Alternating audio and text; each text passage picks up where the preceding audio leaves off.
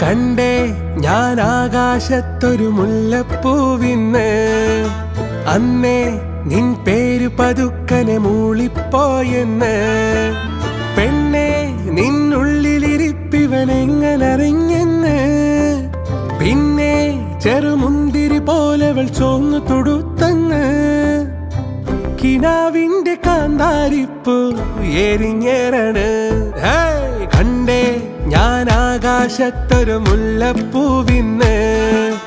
അന്നേ നിൻ പേര് പതുക്കനെ മൂളിപ്പോയെന്ന്